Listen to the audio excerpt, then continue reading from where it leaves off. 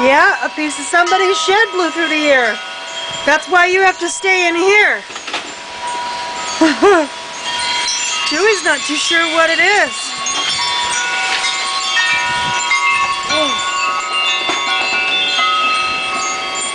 Well, I'm going to Avery's. No, you're staying home. What is the problem? I was going to go inside of her house. Well, she doesn't have any electricity either, though. And I want you to stay home.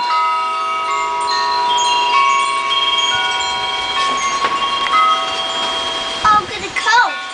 And we can put outside. But there's stuff flying through the air that could hurt you. No. Like glass? Glass, wood, garbage, pieces of roofs.